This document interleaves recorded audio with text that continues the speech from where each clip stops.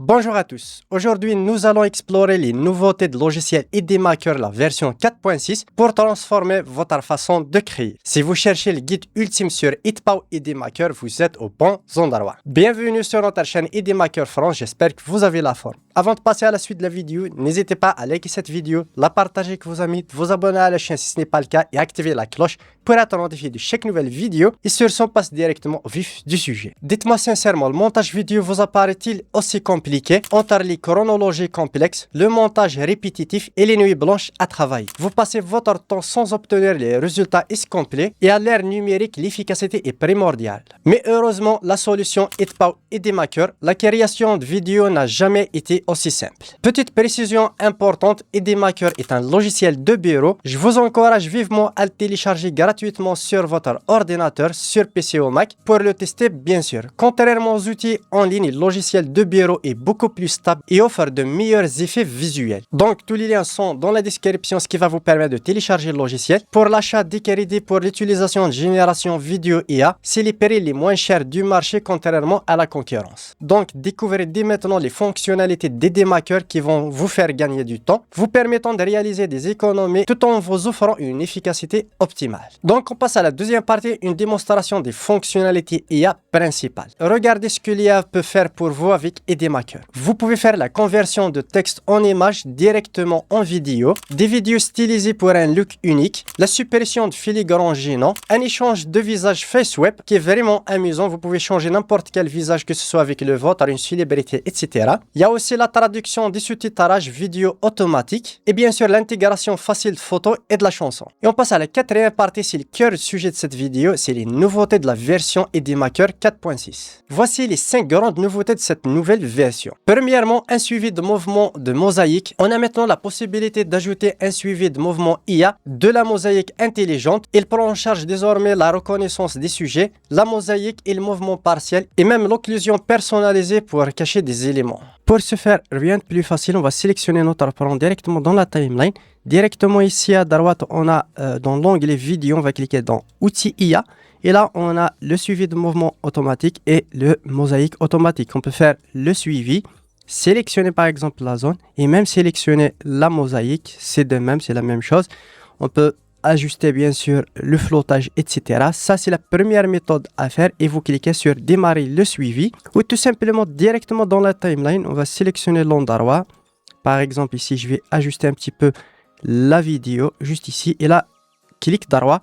Suivi de mouvement ou bien mosaïque automatique. On va cliquer dans mosaïque automatique. Je vais sélectionner le visage, ajuster par exemple, choisir le type de mosaïque. Par exemple, je vais sélectionner le flottage, celle-ci.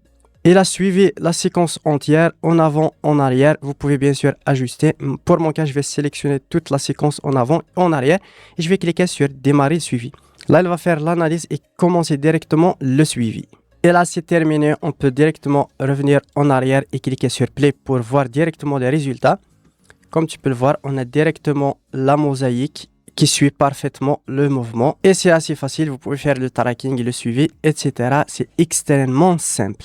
Deuxièmement, l'amélioration d'image. L'intégration de la fonction d'amélioration d'image est là sur le logiciel. Plus besoin de quitter le logiciel pour rendre vos photos plus nettes. La nouvelle intégration d'amélioration d'image aussi qui va vous faciliter la tâche. On va cliquer juste ici sur le petit plus ici. Ici sur plus, on va aller directement dans Images pour voir toutes les fonctionnalités d'intelligence artificielle liées aux images, photos, etc. Suppression, filigrane, etc. Ici, on a amélioration d'image. On clique dessus. Là, on sera redirigé directement sur l'interface. Là, on a une réparation générale, visage, bruit, par exemple, suppression de bruit, de résolution, etc. On peut sélectionner ici général. Je vais sélectionner tout simplement une image qui a été trop compressée. Je vais directement aller sur l'image comme celle-ci qui est extrêmement compressée, comme vous pouvez le voir ici. La taille dépasse même pas 100 kilo-octets. La résolution, on va la mettre tout simplement en 4K. On clique sur générer et là on attend tout simplement l'amélioration IA de l'image. Vous pouvez l'utiliser pour supprimer le bruit d'image, exemple le bruit numérique, etc. Là on peut voir directement le résultat. On peut cliquer sur ouvrir l'emplacement. Là, comme tu peux le voir, la taille de presque 2 mégas. Et là, je peux cliquer dessus et là, je peux zoomer sans perte de qualité Comme vous pouvez le constater, contrairement, je ne sais pas avec la compression YouTube si ça apparaît. Là, contrairement, si je zoome, vous voyez directement le résultat. Je vais voir si je peux les faire côte à côte. Là, on peut clairement voir le résultat avant, après. Là, le résultat est vraiment très flagrant. La netteté est vraiment améliorée. Et vous pouvez l'utiliser que ce soit pour la réduction de bruit, l'amélioration visage, etc. Troisièmement, le STT Speed to Text est amélioré. La fonction STT est boostée. Elle prend en charge la correspondance intelligente entre les sous-titres et les émoticônes et met en évidence automatiquement les mots-clés. Là, tout simplement, j'ai pris exprès un plan avec un son de la caméra qui n'est pas vraiment lisible par rapport au microphone. Voilà, on arrive au thème de cette vidéo. Pour tester les sous-titres, bien sûr, on va cliquer dans sous-titres, tout simplement, la détection automatique ou bien de choisir directement le français puisque la langue est française. Là, je peux par exemple traduire dans une autre langue, par exemple en anglais, en allemand, n'importe quelle langue qui est disponible. Il y a énormément, une centaine de langues. Je vais désactiver tout ça. Pour activer le soulignement, on va activer les sous-titres progressifs, par exemple celle-ci, et on va... Et là, on va cocher tout simplement ici souligner pour la surbrillance, etc. Là, on peut choisir exactement la couleur qu'on veut. Je vais laisser par défaut en rouge. Et là, on va cliquer directement sur sous-titres automatique. Je vais choisir sinon celle-ci. C'est plus pratique. Ici, je vais choisir en bleu. C'est juste pour, bien sûr, voir le résultat. Puis, on va cliquer sur sous-titres automatique. Là, on attend le traitement par IA. C'est assez rapide. Et voilà, on a directement les résultats. Comme tu peux le voir, on a le soulignement des mots importants. Et bien sûr, vous pouvez ajuster tout ça pour les mots importants ou bien les emojis. Quatrièmement, style du texte avancé. Les styles du texte et sous-titres sont améliorés. Vous pouvez changer le remplissage d'arrière-plan, arrondir les coins par exemple, changer la couleur du texte et des bordures en un seul clic. L'affichage peut se faire par mot, par ligne ou par page. Désormais, on peut entièrement personnaliser les sous-titres comme tu peux le voir ici. On peut directement dans le texte choisir la police. Par exemple, si je veux changer la police tout simplement. Ici même, on peut changer même le style de police. Ici, l'emplacement en haut, en bas, l'alignement, en italique, en gras, etc. Ici, le style d'affichage. Ici, par exemple, 2 mots par ligne, 3, etc. On peut ajuster tout ça. Par exemple, ici, je vais faire 4 mots par ligne, 2 lignes tout simplement, bien 1 ligne, 3 lignes, ce que vous voulez. Là, le fond, tout simplement, je peux activer le fond, que ce soit directement par rapport au mot. Je peux choisir la couleur.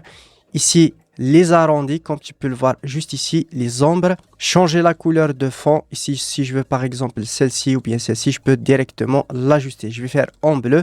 Et là, en bas, on peut activer les ombres, etc. L'échelle, l'opacité des sous-titres. Vous pouvez ajuster ce que vous voulez et même changer directement ici. Si je veux changer le style de police, je peux le faire directement. C'est extrêmement pratique pour ajuster l'entièreté de vos sous-titres.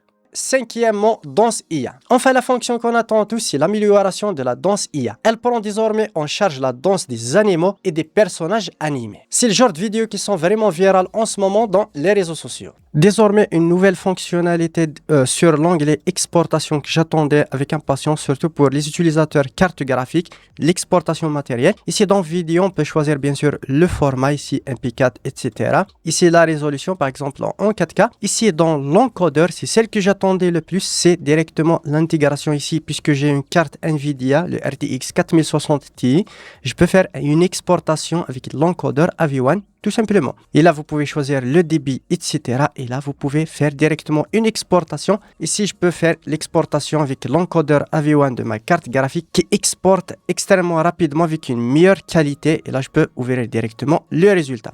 On a aussi des améliorations par rapport à l'exportation, tout simplement la correction de couleurs, d'artefacts, etc. Il y a une meilleure exportation et gestion d'exportation matérielle et firmware, tout simplement logiciel. Voilà, on arrive au terme de cette vidéo. J'espère qu'elle vous aura plu. On a pu voir les nouveautés de cette dernière version qui est vraiment intéressante. Tous les liens seront dans la description, ainsi le lien de téléchargement du logiciel. Je vous encourage vraiment à télécharger le logiciel puisque c'est un logiciel de bureau stable. Vous pouvez faire vos montages vidéo et si besoin, vous pouvez vous procurer des crédits pour des générations vidéo IA, images IA, synthèse vocale, clonage, etc. Donc tous les liens sont dans la description ou bien dans l'espace commentaire. Voilà, je vous dis à bientôt et on se retrouve dans une prochaine vidéo.